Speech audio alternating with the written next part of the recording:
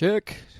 Check, check, voice check. Anthony, we're back to using Audacity. Do you feel better about that? Audacity? That's ridiculous. That's what you liked. Check. That's what you were sponsored by. Foxtrot, Beta, Charlie Murphy. Are you a Dave Chappelle fan? Yes, I am. I am too. Charlie Murphy.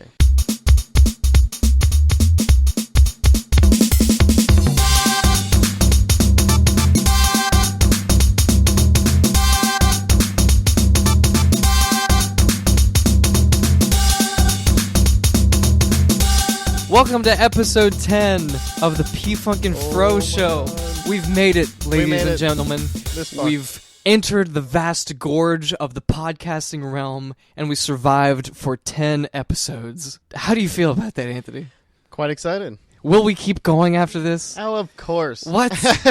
This wasn't the finish line? Not at all. No, the answer is no, it is not the finish line. This is merely the beginning. Yep. The beta is over after episode 10. Episode 11 marks the start of a new era. The start of a new era. What does that mean? We don't know yet. But we will sure find out by then. Yeah. So we've got the best people on some really cool things. Got some of our really talented artistic friends working on some stuff for y'all. So yeah, just stay tuned. But anyway, I want to get back to what we were just talking about. Dave Chappelle. You like Dave Chappelle?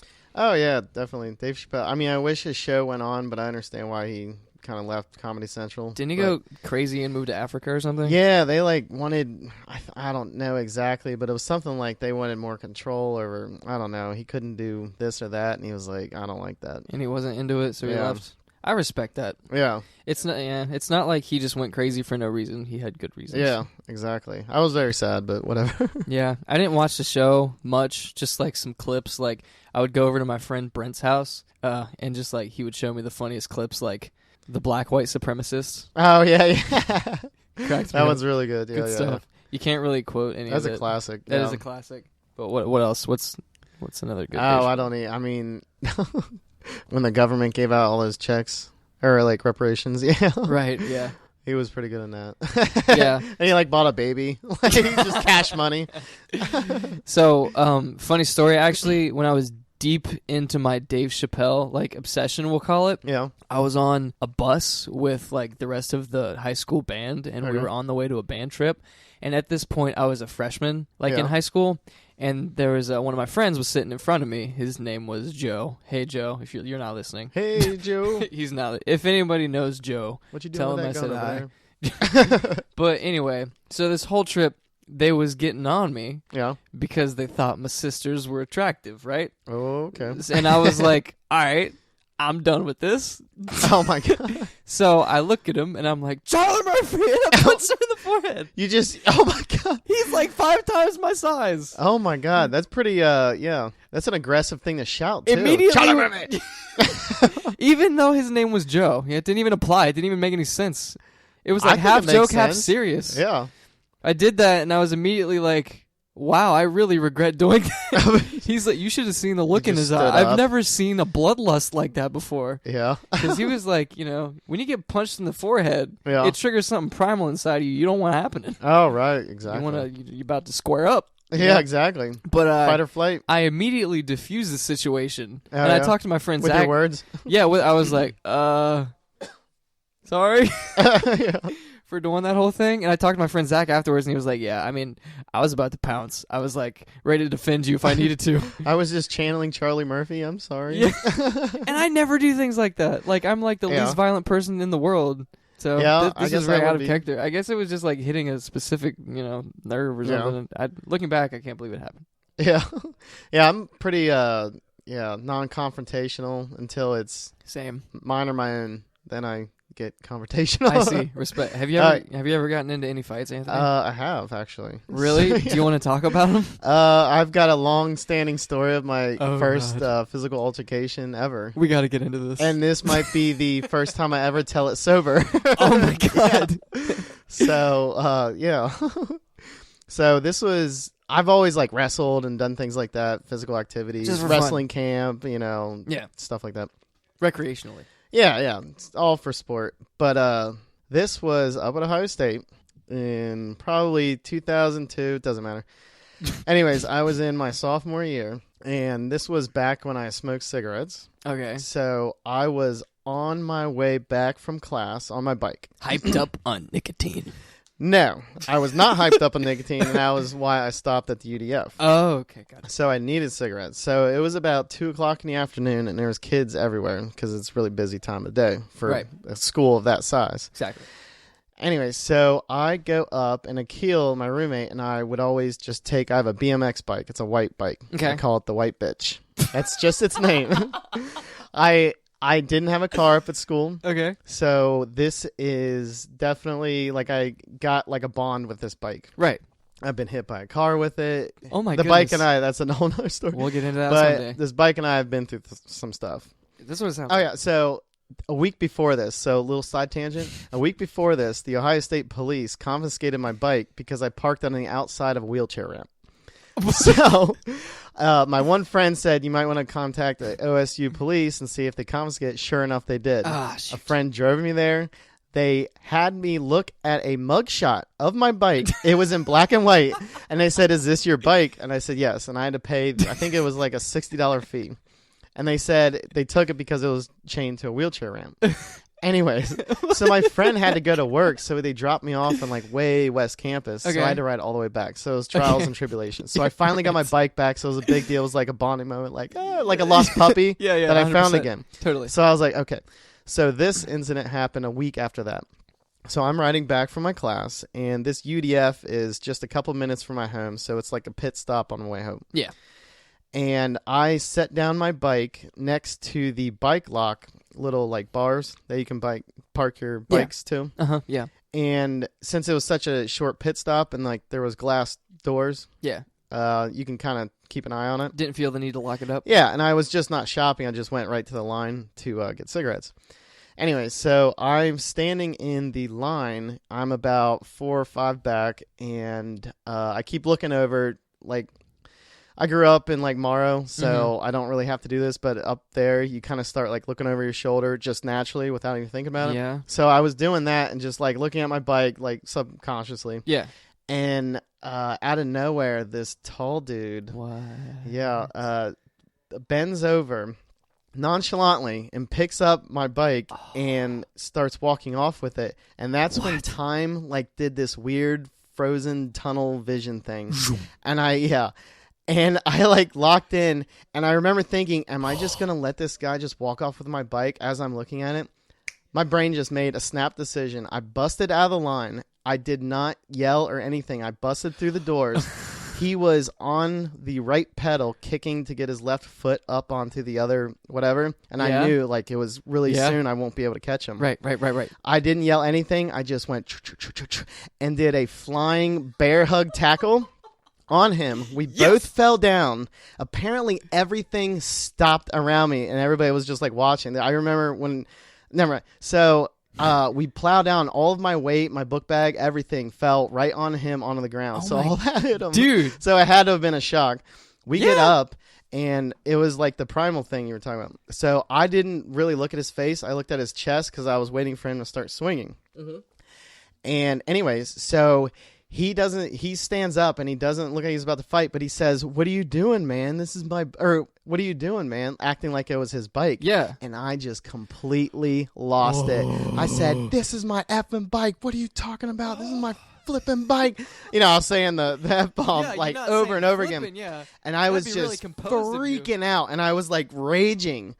And he just turns around and starts walking away because there's tons of people everywhere. Yeah. And I was like, who's going to just tackle someone to steal a bike in broad daylight? Obviously. I obviously probably looked like it was definitely my bike. You got logic on your side. Exactly. So I like flipped out and he started walking away and I didn't chase him. I just picked up my bike and I was in shock.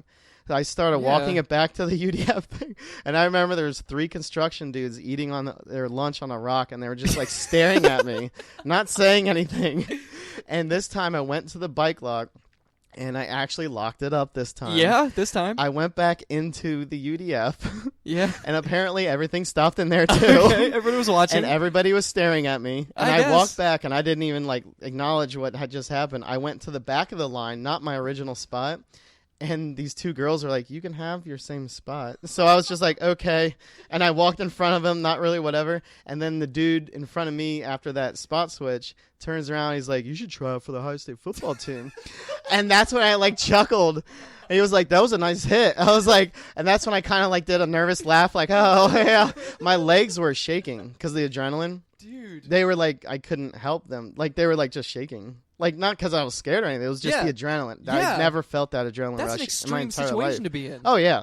And so I finally got my cigarettes, and I went back. And I remember Akil was on my computer, I think, playing Diablo 2.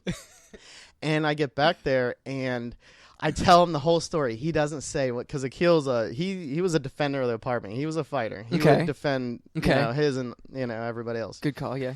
And this was my first altercation, Yeah. So I was like, I gotta tell Akil, He's gonna be so proud of me. I was still like in the heat of it, Yeah. And I told he didn't say a word. He let the whole story go through. Yeah. And then he said at the very end, he said, "Did it feel good?" And I went, "Yeah, it really did." Oh yeah. He knew. Yep. So that's the story of my bike almost being stolen. You got your first taste That's of the it, bike Anthony. story. Did you ever go back and have more fights?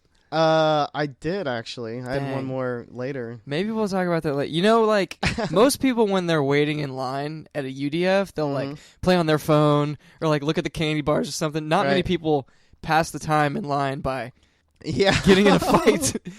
He wasn't quite a bum. He wasn't quite, I don't know. He was just one of those. Dude, that's freaking awesome.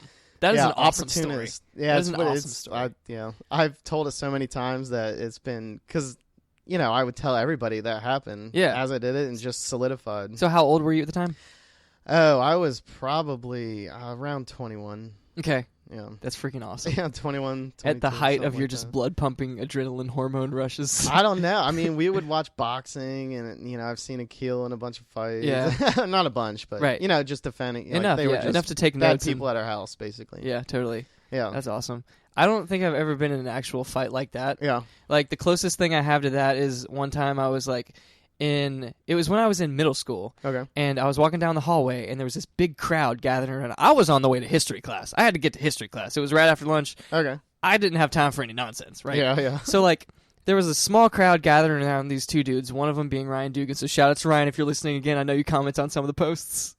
And the other one, I can't remember who the second kid was. But I'm just like, I walk straight through this crowd of people and get between the two kids, and I'm like, will you guys stop it? And I just push them away from each other. I'm like, quit that crap. And I keep going, and they just look at me like, what? And like the crowd's like, what? And I just keep walking. I gotta get the history class. Like you say, you like broke up. Yeah, I just broke up a fight. Just like it was just the Just thing. stop. That I was like, we ain't got time for this. What are these kids doing? Because I was like, I was in 8th grade and they were in like 6th grade. So I was like, what are these children doing? You know, when you're 8th grade, you're on top of the world like that. Yeah. Right. I was totally at the peak of that. I was like, what are you fools? Quit that crap. Yeah. So like, actually, I don't have any like fights. I actually did accidentally just like. I mean, most people wouldn't do that. I don't think. Yeah, and like honestly, going back, I don't know if I would do that again, because like it was just I didn't even think about it. It was just a thing that my brain told me to do, and I just followed through with it. Hey, yeah, animalistic part of the brain. So yeah, that's the complete opposite of getting in a fight. Actually, just broken up a fight. I think there was actually still in the heat of it. Yeah. Yeah, totally right. I think actually now that I think about it, there was this one time when I was in like it was probably like 2nd or 3rd grade or something, and Dale Ellis came to school, and he for show and tell or whatever, he like showed us his like karate. You know, when you go to karate, you memorize this disciplined like punch. Yeah, kind of did it with taekwondo. It was kind of annoying. Yeah, it's kind of like I didn't do it long. But okay, it's like a recital or whatever. I know what you mean. Yeah. You punch, pull back, kick, and it's like this thing that you have to learn discipline. Exactly. And he did that, and I was like, "Well, that didn't look impressive." Yeah, in my it's kind brain, of lame in the beginning. I was like, "I could beat you up." I don't know what. I guess like I was like You when I was said a kid. Yeah. So we like on the playground, we just kind of like wrestled around for a second until the teacher was like, "Stop it," and we're like, "Okay, that was dumb." And then we stopped, and it didn't really like affect our friendship or anything. Yeah. We just I was just being dumb. Okay. Yeah. And it just kind of ended. But I think that's the only fight I've ever been in, as far as I know. If anybody from like high school or like anything remembers me being in a fight, let me know. You blacked out and just went psycho. Yeah. Awesome. You like did like a flying Superman punch. Maybe that's what happened. But yeah, mostly on like the fight or flight scale, I typically lean completely flight. Yeah, like, that's actually even Joe Rogan even says, like, if you're in a street fight, diffuse. It's not worth it. He's seen too many people get like, and I've seen videos online where they just get punched out, and the coconut sound of the head hitting the concrete is just disgusting. It's horrible. I imagine. So, and you never know who's skilled and who's less drunk than the other, and it's always, I always tell myself that just don't, unless it's defending. Yeah. I will defend myself like with a fury. Wow. And if it ever gets to the ground, they're gonna understand. Yeah, just like a cat. No. Well, yeah, I'm most comfortable like probably on the ground, just from like wrestling camp, things like that. Okay. And then being flexible from like gymnastics. So I can see that. I gotcha. But yeah, like if I'm in a situation where like I'm in danger or if I feel threatened at all, like my brain's immediately like, get away right now. Just like book it, become that cloud of smoke from like a Looney Tunes cartoon. Yeah. And just like run 100 miles away. Yeah. That's usually the best. Like sometimes you just can't, and you get cornered or backed up, or someone's taking your stuff, and Yeah, 100%. There was this one time that I woke up and it's dark and I'm looking around my room. This was when I still lived in Indiana in my parents' house. Okay. And I had this rocking chair in the middle of my room. And sounds freaky already. Yeah, and it's like, oh no. And this particular night there was a white shirt on top of the rocking chair.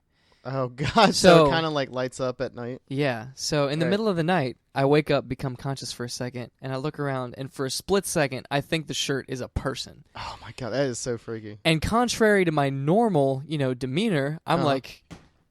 Yeah. I get up, I sit up real quick, and I'm like, who's this fool in my house? Oh, so you were... And I square up for a second. Oh, damn. And I'm like, huh.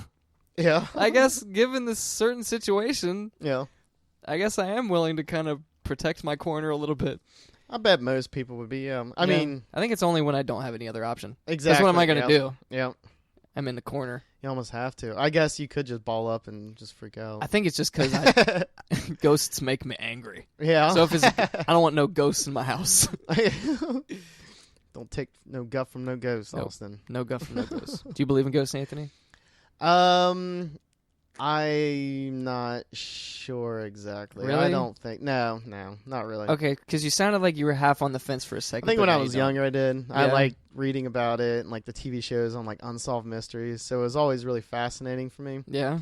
But no, I really don't believe that at all. No. I see. I believe aliens more than ghosts. Okay. Not that we've been visited, but that they exist. Yeah. Just because like mathematically, statistically, the odds. Yeah. Yeah, I was listening to a different podcast. It was the kind of funny. It was the Game Over Greggy show, which is like kind of funny. I don't know if you've heard of them. People that used to be on IGN made their own company and then have podcasts or whatever. But I was listening to them earlier, and they were talking about aliens and stuff and how it's mathematically improbable that we're the only life in the galaxy. But at the same time, if it's mathematically improbable, then why haven't we seen any signs of intelligent life in our own galaxy yet? Exactly. And there are a few different reasons like as to why that could be. Well, it's so big. Yeah. I mean, it's infinite. That maybe we're like the first intelligent life in the galaxy, and like we're actually going to end up being the ones to traverse different solar systems and who knows? It could get really deep, but yeah. I'm kind of on the same page that you're on in terms of aliens and ghosts. Like, I feel like I'm hugely in the minority by not believing in ghosts, but I really do not believe in ghosts. I feel like say that, a lot of people seem to believe in them. Yeah. Like almost everyone. Yeah. And almost everyone has a ghost story. I mean, I kind of, I kind of do. You? Yeah. Just like an inexplicable happening? Well, I kind of got a couple of them, actually. So yeah, let's go down one of those rabbit holes. One of them was, let's see, this one's more freaky, I guess. So my uncle had died from like a brain, so he died young and early. And the night of his funeral, my computer started wigging out, and it typed like gibberish, and that was it. I don't know if it was a dream or whatever. It's weird. But yeah, I can't really even corroborate that with my own memory, but I do remember something weird happened. I was like, something weird happened, and it was like my computer did something that I didn't, like the mouse didn't move because I looked at it. I was like, what in the world? Huh. But then another little time was freshman year in college. We went to like a country kitchen buffet, kind of one of those like mom and pop places or whatever. Totally. And my roommate Nate came. So I was with my two roommates, and Nate came down and set his like sauce dish down, and it stayed stationary, and then all of a sudden it moved and then stopped again. And we all stopped and looked at it. We all saw it happen. And there was no moisture underneath it, like water. You know, things can like slide or whatever. It was dry. Ugh. It was just a saucer. Gosh. And I remember Nate was eating, and he just like, as it moved, he stopped, and I watched the whole thing. And Matt, our other roommate, was there. Yeah. He totally believes in ghosts. Him and his mom actually would go to ghost houses and stay there. There's apparently attractions like around Ohio. Even, where you can stay the night in these haunted, like real, not like the scary where teenagers go and get scared, or whatever. But so he was like, that was probably a poltergeist. So someone that used to frequently hear that died, because country kitchen like buffets are like a lot of old people there. Yeah. So I don't know. That one might be more, because I saw that move right there, and the logic part of my brain is like, there's water underneath it, and it just transferred. There was nothing underneath it. So you're saying like an old dude passed away on top of his chicken fried steak, and now he haunts the place. He's like, this damn place killed me. No. No, but Dang, I dude. guess those are the two notable ones. I think the other ones in the past are more nightmares as a kid. I see. But they seem like ghosts, but yeah. I mean, I've always said it's going to take something like that happening to me before I believe in it. Yeah, and I still don't really believe it. I can't explain that sauce dish, but yeah, I still don't. Logically, I don't. It's crazy that you were in a group of people, though, and they all saw it. Yeah, they all literally saw it, and Matt was just like, oh, it was probably a poltergeist, matter of factly. And that's when we learned about his, like, that's when we were like, what? What do you mean? How do you just say that? Yeah. And he's like, oh, my mom and I go to, I was like, what? Like, oh, Jesus. Dang. Yeah.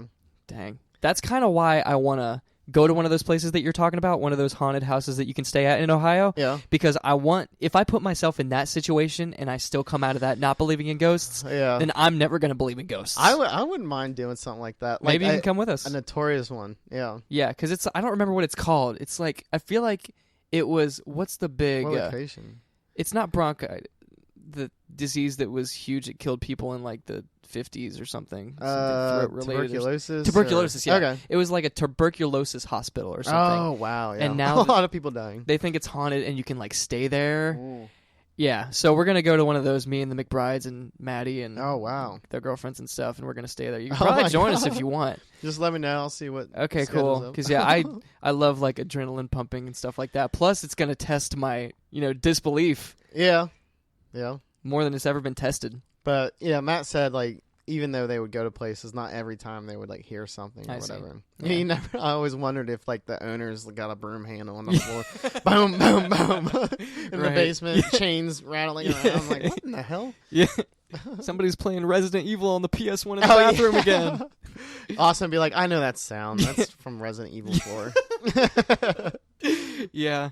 I'll kind of be disappointed if I come out of that situation with no ghost experiences. I would kind of expect nothing, but yeah. But if anything, it's just an adrenaline pumping. It'll prime your brain, I think, to try to hear things, and it'll pick up on things that you would normally hear and not really care about. Yeah. So you're right. I think it's a big primer thing. Yeah. Yeah. Mentally. My philosophy is, if you want to see a ghost, you will. Yeah, exactly. That's because I think it's so mental, and people that have conditioned their brains to believe in ghosts will explain things with that kind of, logic. Oh, yeah. That are unexplainable. Because I've been in a lot of situations where I walk in and my eyes are out of focus still. Yeah. And I see something in the background and it ends up being a shirt or something. But yeah. if I believed in ghosts, I might just say that was a ghost. Yeah.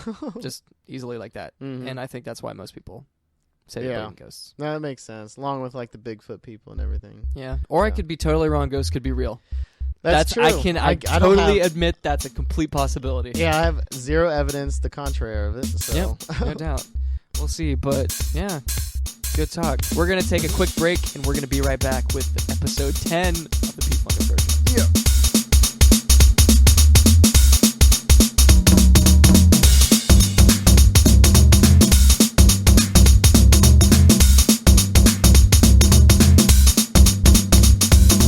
Welcome back to episode 10 of the P Funk and Fro Show. Ladies and gentlemen, thank you for joining us. What's up? We're about to embark on an interesting emotional journey. Starting off with some trials and tribulations that I went through earlier today. Anthony, I ask you, have you ever lost the key to something? Oh, of course. Yeah, but everybody, I feel like, has a lost key story. Yeah. My most recent one happening today. But thankfully, it has a happy ending. Yeah, okay. Happy ending. Yeah. It's anyway, happening. Yeah. It's been a long hour and a half of podcasting so far. Yeah, right. It's been Podcast-athon 2016. But anyway, so I get home. It was a long, strenuous day at work. Okay. And I pull into the driveway. I get all my bags and stuff packed up. Walking up to my door, I open up my wallet to get my key out. Yeah. The key isn't there. Oh, no. Heart sinks. I've been waiting for this day ever since I moved in. I knew I would lose this house key. Because when I lived in Indiana, I didn't have a key. We just left our door unlocked all the time. Okay, yeah. Please don't go into my house and steal my things. Now you know that. I'm sure it's locked now. Yeah. But yeah, now that we got ISIS and everything. Yeah. Yeah, sure. But I never had a house key, so I knew this was going to happen. So I'm like, shoot, my 2 roommates aren't here yet. I'm going to have to wait. I mean, it wasn't bad because I just trolled around Kenwood and looked for Pokemon. Oh, yeah. With my Pokemon Go. Something that, comes natural now. Yep, it does. And, I saw a bunch of other people playing Pokemon Go when I was out. It was pretty great. Yeah. But, I mean, anyway, back on point. Mm-hmm. So I'm like, shoot, this is going to cost, I know it's going to cost at least $100 to get a copy of a key made. I'm going to have to call a locksmith and get a professional on this. So one of my roommates gets home and he lets me in, and then the guy that actually owns the house, my other roommate, Faris, shout out to Faris and Nelson, by the way, pretty legit dudes. Got very lucky ending up with these guys. Yeah, they're really nice. They're very cool. So Faris gets home, the guy that actually owns the house, and he's like, all right, so do you have any idea where the key is? And I'm like, no, I have no idea where he lost it, because he's concerned, like, he doesn't want me to drop it, like, in front of the front door, and somebody just, like, that took makes it. sense. And they have, like, easy access to our house now, and I'm like, no, I don't think I lost it around here. I left it somewhere else, outside the vicinity. And he's like, okay, you can get another key made at Lowe's, and he called to make sure that you can do that. Yeah. And I'm like, okay. He's like, take my key, get a copy made. And I'm like, okay. All right. So I go to Lowe's expecting a long, strenuous process, because, like, when I think get a key made, I'm thinking, like, give them the key. They have to take it, make a mold of it, pour some hot metal into it. Smelt the iron. Exactly. I'm being at Lowe's for 2 hours or something. I'm going to miss the podcast. I'm going to miss my meeting. But oh my God. I go to Lowe's, and I'm like, hey, how do I get a new key made out of this copy? And they're like, you go over to that machine, you pop it in, makes a key. And I'm like, are you kidding me? Robots do it It's now. a freaking vending machine for keys, dude. Yeah, it's a key robot. It's amazing. Let me get this key for a second. Okay, did you get it stylized? Do you see this? Do you see this sweet blue key I got made? Oh my God, that's cooler than any key I have. You can make it like a Bengals key or whatever. All you do is put your like key that you want to make a copy of into this vending machine, hit a button, and it's like, okay, cool. What do you want the Bengals on it? Do you want like the Colts on it? And I'm like, I just want this cool blue sign. And it makes you a key. It cost me $4 and amazing. took like 3 minutes. Yeah. And I was relieved as crap. And now I have an even cooler key than I did. Yeah, that's awesome. I got this whole situation sorted out real quick. Oh, yeah. So, like, if anybody out there ever needs a key made, a copy of a key made, go to Lowe's, pop it in the key vending machine. See the robot. Yeah. See the robot. He'll set you up. Mm-hmm. What's your experience with a lost key, Anthony? Oh, I was trying to think of one. I just can't think of any. I thought you said you had one. No, I didn't. Oh, okay. You said everybody usually does, and I'm like, oh, okay. But yeah, so that ended up a lot better than I expected it to. Yeah. Had an interesting situation in the parking lot. I was sitting in my car catching a Pidgey. I don't know why Pokemon Go keeps coming. Pokemon Go, if you can't tell, has penetrated my life in a very effective way, and the lives of everyone else that I've been in contact with over the last few days. Well, this is in line with my news feed. I hear it, on all sorts of things. It could be in, like, the space forum of Reddit. It's everywhere. It comes up everywhere. Pokemon is back, y'all. Yeah. But anyway, so I'm sitting in my car in the Lowe's parking lot waiting to get out. I had to catch this Pidgey first. Okay. And this lady comes up to my car, and she's like, hello, excuse me. And I roll down the window, and she's like, do you have any change? Yeah. Do you have any money? And I'm like, oh, no. Yeah, I've got some change, because all I have is change in hundreds. Yeah. And I'm like, well, not going to give you the hundreds. You got to change for 100?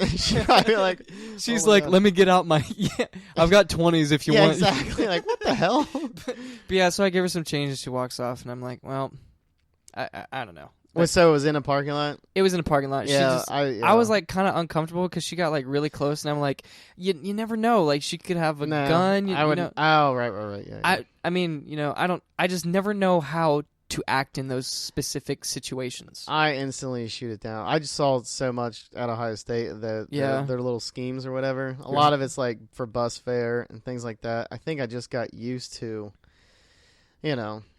just brushing it off. Now I love like talking. Now it sounds weird. I love like talking to bums or whatever to like get to know them. Yeah. That's yeah. There was a lot of just bad panhandlers up there too. That obviously are just trying to score drugs or get over on something. That's what I'm always worried about. Yeah, usually a parking lot walk up is not a good. Like my car just broke down. I need bus fare. This is usually the running thing. Yeah, she just said she wanted food. Oh, okay. Which I mean is really easy to say, and that's like the thing. I feel like. But did she look ragged? Yeah. Oh well, maybe she needed just some chicken nuggets. That's why I always like just giving them food. Right. Yeah. Because I mean, unless they're trading chicken McNuggets for heroin, they got like that kind of deal going on. One of the most touching moments I've ever seen in my entire life was, again, riding my bike. Yeah. But it was not dead of winter, but it was cold. And I rode my bike, rain, sunshine, winter, snow, whenever. Yeah. Because it was 5 minutes bike ride or a 20-minute walk through the snow. Right. Anyways. Was this on the same bike that... Same bike. Oh, yeah. I only had one bike. Yeah, the white bitch. She stayed with me, and I protect her. You called her that to her face, and she still got you where you wanted to go. Yeah. My car, my black Camaro is called the Black Bitch. So, gotcha. Yeah. So, then there's backstory with that. But anyways. Okay. I was riding on my north on High Street, and it was cold. So I was bundled up, and I'm on off the seat, pumping, because it's like a little bit uphill. Right. And I see this bum, this white dude that's probably in his late 60s, early 70s. He's a fixture there. And it was right at the main part of the campus. There's like concrete benches there. And he's all bundled up. And I've seen him there many days. And he's a legit bum. Anyways, and I'm riding up there, and I see her walking over to him. And I'm not sure what she's giving to him, but as I get right up on him, I see she's handing him a sandwich. And it was just that snapshot right there of her, like this college girl handing him a sandwich and him like reaching up for it. Yeah. Because I was like right as I was passed by. I was like, oh my God, that's like touching. That's like moving. It's one of those like reinvigorating your belief in humanity. Yeah, and I have it snapshot in my brain. Like I still can like draw from it. It's awesome. I love it. Yeah. Yeah, it can go both ways. It can either go like you're fueling an addiction or you're saving someone's life potentially. Yeah, it's just cool. That's why I'm so torn all the time. Yeah. Yeah, I usually, giving money, I only did it once, but that's a different story. I can see how your heart might be hardened after like so many scheming experiences. Yeah, a lot of them they do it professionally, or, I mean, some of them are really good. People want to give them money because they're doing like fun raps or, stories or things like that. There were some animated street people. They were almost performers. Yeah, honestly. Now street performers, completely different story. Well, no, right? They put themselves off as bums, but they're actually more towards the street performers. Street performers, okay. Yeah, I see what you're saying. I love street performers, by the way. Oh, really? Really? Yeah. Yeah, do you not? What type of cities? No, I mean, I don't. So I'm talking like them, you're walking down the street and there's a dude like banging on some drums. Oh, okay. I freaking love that because it matches the vibe, pulse of the city. Oh, it almost like it creates it. And you're walking by and it's like, this is kind of like what I'm feeling right now. And he's just making it a reality almost. I think you need a bucket drum beat as your like background noise as you walk down the street. Yeah, that's the Austin background song in the city. Downtown. It just be the P Funk and Fro Show theme song. Yeah, yeah. That's what's playing in my head all the time. You might see a doctor. No, I'm just kidding. If it's all the time. No, but yeah, those dudes, I love giving them money. Like I love what you're doing. Okay, I see. Yeah. I want to support you. Right. Excuse me. And it does sound good, especially like what they're like using. Yeah, if you have 4 dudes like in a row all banging on a drum with like different beats, it's so cool. It's one of my favorite things. I will sit there and watch them and listen to them forever. Oh wow. It's one of the best things ever. So, yeah. No, they do. Yeah, and plus you're like into music, like playing it. So I can definitely see how that can strike a chord. Oh, it does. Pun. Oh, look at you. Horrible look at pun. No, I loved it. Get out of here, Dad. I loved No, I loved it. I thought it was great. Okay. Yeah, so those are, I mean, that's kind of just like one thing that happened to me today. Yeah. It's conflicting things. One was very good. One was, kind of bad. Yeah. But, I mean, maybe she actually needed the money. Who knows? Yeah, I don't know. That's true. Yeah, agreed. So, moving on from that, I did end up getting in my house with my shiny new key. Oh, yeah, you're styling now. I bet your roommates are jelly. They probably don't care at all. Yeah. Got in here, started podcasting with you, and you actually brought up an interesting topic that I think we're going to go into. Okay. That being a little bit deeper than what we were talking about before, but I think the folks can handle it right. It's the primal attraction. Oh, yeah. To the opposite gender. So, Anthony. Right. Lead me down this path. And Take my hand and guide me through the fields. I'm just going to Well, I don't know about that. I didn't go to school for this or anything. What's up? What's on your brain? Oh, I mean, we were just talking about that draw that we have, towards... Really inconvenient one. Yeah. Really inconvenient one. Yeah, we're the opposite sex, other people or whatever.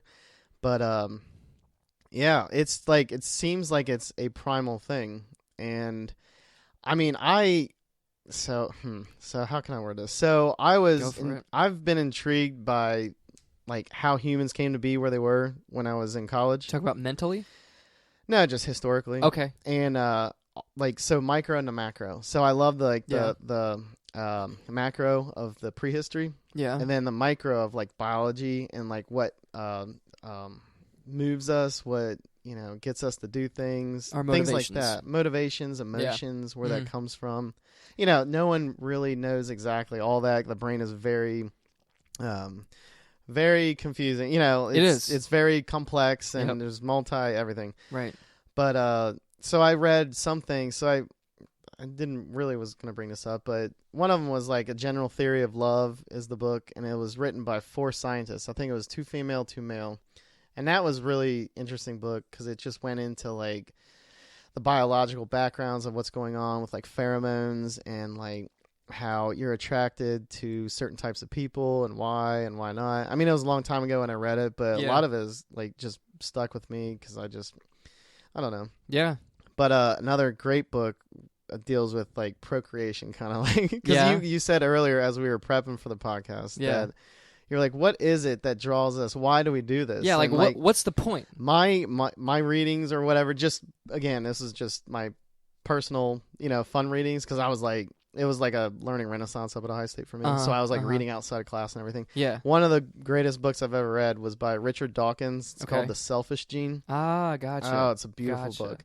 And again, it was a long time ago, but the general theme is that all of what we do just boils down to us needing to pass on our genes. God. That's it. So back in the day when the life expectancy was like 30 years old or 40 or whatever it was, like you had a ton of kids and there was not like modern like medicine and things like that. So some of the kids would die or whatever and you just keep pumping them out. And that makes sense. Just keep pumping them out. But no one's really thinking about it, consciously. Right. But his argument for it was almost, I mean, it was pretty undeniable, his argument. Basically, his book is the argument for them. Yeah. And it's kind of an analytical way to think about it, but it actually really makes sense. And it's not like I think about it. And through like hundreds of thousands of years of evolution, it's evolutionarily advantageous for us to become attracted to the opposite sex, to procreate. Right. And really it's if you really think about it and how he argues it is our entire existence as like a human, symbiotic being with all of our bacteria and like skin, microbes that are on us. We're like this big culture of tons of stuff, and the only reason why we're here is to propagate what made us from our parents, our genes. That's insane. That's it. It boils down to a very small microscopic thing. If you really follow the path of Dawkins, down that way. Yeah. Down that way. Yeah. And he talks a lot about evolution and things that I can't draw up from my memory, but it's a book I definitely need to reread. But I remember being just completely blown away. It's one of my favorite. I would say it's in the top 3 of my nonfiction books of all time. Like I've read, I really love it. Does he discuss like hobbies and like just things that drive you other than procreation being tied to procreation? So say like I'm driven to play music. Is that somehow tied to procreating as well? It could. So I guess. Let's see here. So driven to play music, you could track someone. I mean, yeah, sure. I mean, I guess that could be tangentially related to that. I think dancing is like really primal. It goes way, way, way, way back. Dancing like, is good for the the community of your like tribe. Yeah. And they would just have like festivals and like tribal like rituals and things like that. They had a lot of fertility rituals back in the day. Right. So Yeah. a lot 100%. of like music and dancing like related to that. Yeah. I got you. So I can see that. Yeah, I can see that going way back. Music. Is that why Definitely. we podcast? I don't know, unless you're trying to get yourself out there, so people get to know you better. Not consciously, but maybe like subconsciously. Is that why we're doing it? Like now, like if you think about it and take a step back to what you've been doing, like maybe everything is kind of related to that. Yeah, I mean we're kind of putting ourselves out there. It's I mean, there's not like hundreds of people listening, but whatever. Not yet. I mean, like consciously, we're doing it because it's fun. Yeah, 100%. So yeah. But subconsciously, I'm sure there's a lot of things. I mean, so if you really start thinking about it, why are we doing this? We're doing it because other people will potentially listen, and we wouldn't mind them listening to what we're talking about. Right. So, I don't know. Yeah, and that brings up the concept of fun, right? Why is fun a thing? Like, yeah, so that would probably be a reward thing, I would think. Yeah, mental reward. Yeah. And it brings us all back to, like, the brain being complex. Like, if you think about it, the brain is the one organ that you have that everyone has, but it functions differently for each person. Yeah. Like, everyone has a heart. It's a whole different, Everyone has lungs, and those things act exactly the same. But for some reason, the brain is individualistic, and it's different depending on what person you're Everybody talking is to. their own hero of their story. Yeah, what the heck is that? Or everybody's an NPC. Or back to that. That was a bombshell. That was a That was bombshell. amazing reading that online. Yeah. Crazy But stuff. yeah, like fun. So like sex is fun. So it feels good and it's fun. But that is what brings us to the primal thing. Procreate. Yeah. Yeah. If it wasn't fun or whatever, the human race probably or And the human animal. So exactly. So there are two sides to that. Like if it wasn't, maybe we would be focused on things to better society. Or the other side of that coin is maybe we wouldn't exist at all because we wouldn't be driven to that. True. I mean. At least for us as a mammal, that's just how we like evolved to have procreate. Because I think there's like jellyfish that I don't think their procreation's fun. It might be. I mean, apparently it is for dolphins. The animals that like just spore out, and then the other ones just like spore back on that. You know, that's like a perfect example of just primal, just doing it just because. Yeah, I'm not sure. I mean, that for whatever reason in that environment as that evolved, that was beneficial and that beat out the other way. Right. And they basically outbred the other organism. Do you ever think like maybe we were never meant to actually become cognizant to what we are? Like most animals, this kind of... I don't really think there was a meant to anything. Well, okay. So, okay. All right. Fair point. Yeah. But like if you look at every other animal, except for apparently dolphins, like none of them are cognizant based on like our research on them to what they're actually doing, and none of them feel things, and none of them have mental capacity or even physical capacity to focus on things like podcasting because they're just focused on staying alive. So we are very unique in the fact that we have very complex social structures and things like that. So do dolphins, but so do pack wolves. That's true. So that's a very gray thing, and I feel like dogs, lots of animals, even animals like gerbils and stuff. Yeah. I mean, there's hierarchies in the ant kingdoms, and things like that. They have a queen.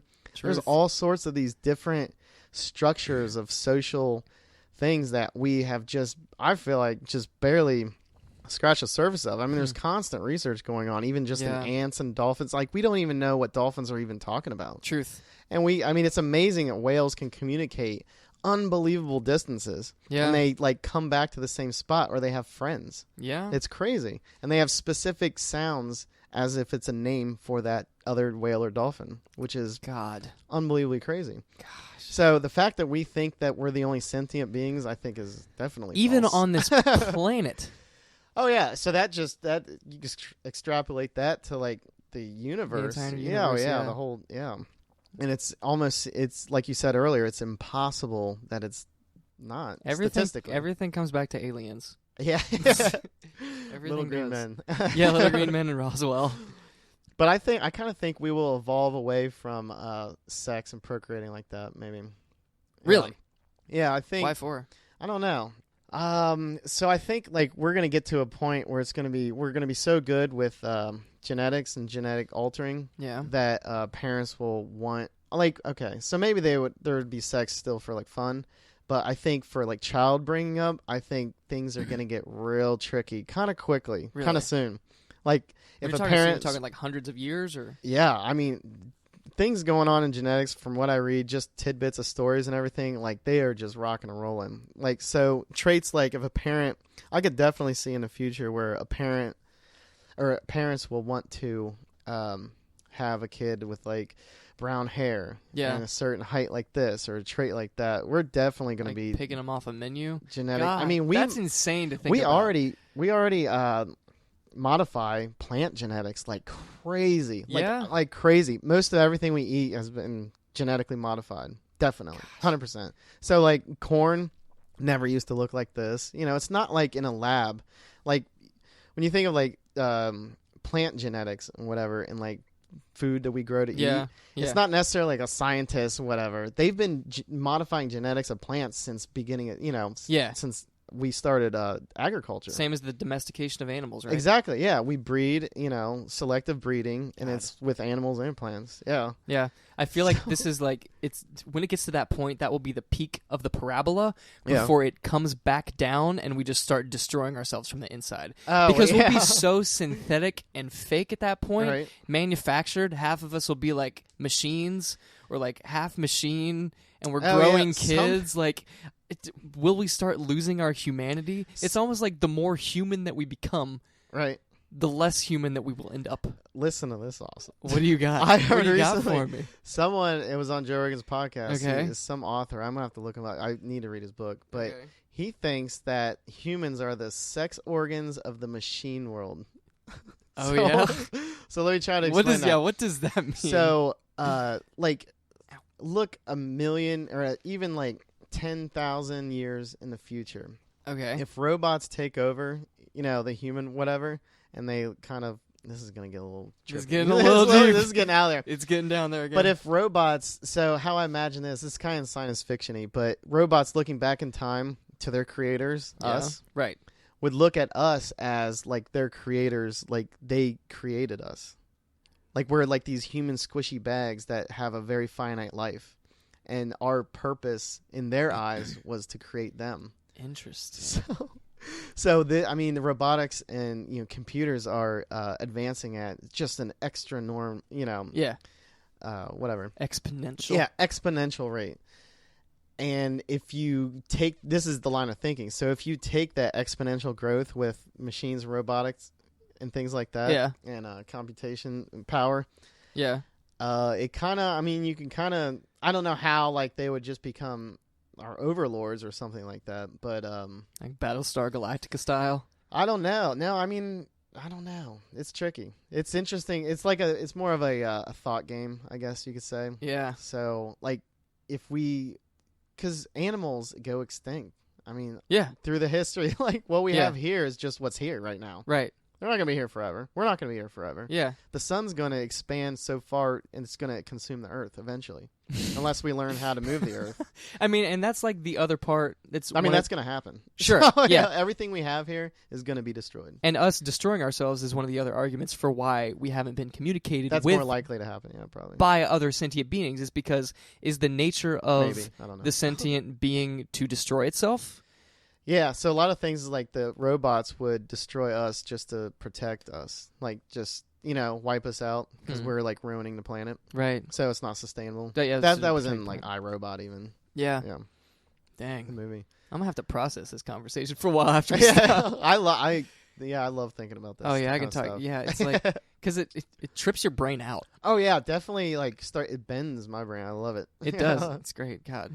Would you go to Mars if you had the option to go to Mars? Oh, absolutely. Really? I think Elon Musk said that he wishes to die on Mars. I think he said that. Really? I'm serious, yeah. I have to Google that, but it's the first thing comes up. Elon Musk wants to die on Mars. So his SpaceX company I think that's what it's called, is, man, they're really rapidly building up to reusable rockets to launch things into space. I guess to like build bigger things. I'm not sure exactly what their plan is. I have to look into it. Dang, dude. But in an interview, it was quite recent. It was back in March. He basically, I mean, if you look at what he's doing, they are like going crazy with this SpaceX. They're like doing a lot of stuff, and kind of makes sense. Yeah, for him. I mean, if he's 70 or whatever, and he just wants to colonize Mars, and like there's a place, and there's other people there setting it up or whatever, and then he goes out there and he just wants to live out there. Because right now, what he's basically saying is, we may in the near future, like 20, 30 years, we may be able to have manned flights to Mars, but he doesn't think that we'll be able to come back, transverse it. Yeah, come okay, back. Yeah, it's like a not transverse, one-way trip. Yeah, basically, yeah. Yeah, I see what so you're the saying. first couple trips are going to be one way. Goodness gracious. Yeah, that's another mind bend. Like the decision making of that. I don't want to go to Mars, Anthony. Really, I agree with him. Like if I was at the age and he built that whole thing, I would die on Mars. I mean, you're a dude that likes to go in the woods by himself too, so yeah, you've got that gene inside of you that points to exploration and adventure, leading off into the great unknown. Yeah, so, but I'd have to be really old, so I wouldn't want to die on Mars in like 40. Okay, yeah, no. Yeah, totally. Unless there was like a city there already happening, and yeah, there was like they got Mars beer and stuff. Mars beer. When did like wait, is that a thing for me? So I'm just kidding. At what point did British people become Americans? Because I just said like Martians. Okay, but they were Earthlings. So at what point did they become Martians? Huh. This is just a random thing I said in my head. Maybe if and it they just had brought a me baby? back to like when like the British came to America. When did they stop being British and become Americans? Oh, okay. Is it like after the first generation, or is it just Revolutionary War? when they just got here? Was it? I don't know. I don't know. That's just a random thing that popped into my head. I think it might be the first baby on Mars. That's what I'm thinking. So the first man, can you so imagine? do you have to be a Mars that would baby? be the first actual Martian that we know of. Whoa, that is weird to think about. Huh. It'll probably definitely. But then it's like if you were born in Texas but you moved to Maine, are you still a Texan? I don't know. I feel like it's the same thing. I mean, I think the Mars thing's a little bigger. Yeah, I guess you're right. Yeah. Either way, because that's like a whole different planet. Yeah, but this is a can of worms. But eventually, it wouldn't be bigger. So, like, Earth would be like a state to us, to the the space traveler. You know what I mean? Yeah. Earth would be like Texas. Don't mess with Earth. And you go to Mars, and Mars is kind of like the chill Florida one. or whatever. Florida. Anything goes. Mars man found under couch with face eaten off. Exactly. Like, I don't know. Maybe like Australia or something. I like the idea that Mars is the new Florida. Yeah. We should Anything rename goes. Mars New Florida. Yeah, that's interesting to think about. It is. It would be. Yeah, if you're traveling between planets easily, it would be kind of like that, I guess. Gonna have to. Where were you raised? Oh, I was raised on Earth. That's a funny future. Yeah.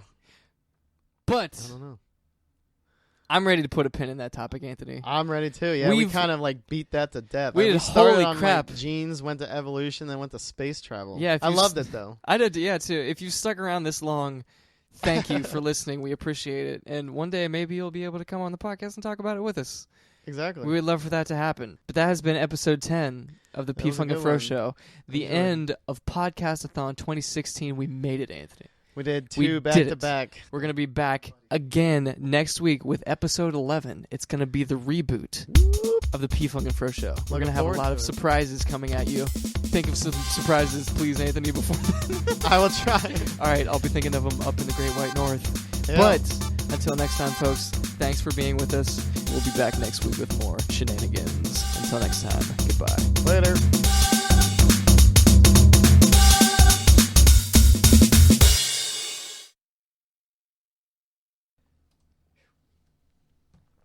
How long was that? 24 minutes. Damn, almost the same as last time. Mm-hmm. 23. Yeah. We talked about stuff that wasn't even on here. No, we got on a lot of unexpected tangents. That's good. I know. My brain's getting to that point where it's like Yeah. a bunch of different directions. Yeah, because we talked about the bike story. That's my number one story. Is it? That's my favorite story to tell. That's an awesome story. That is an awesome story. Just because like people don't expect it. Even one Anthony story in a podcast, it's a good one. Yeah, that's the whole thing. I'm gonna go refill this. All right. BRBs.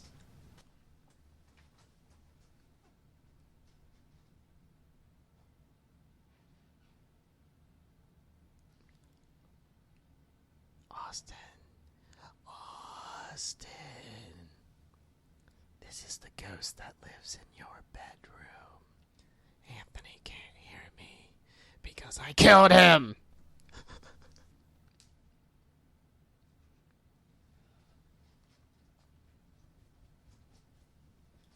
Did you just make a noise?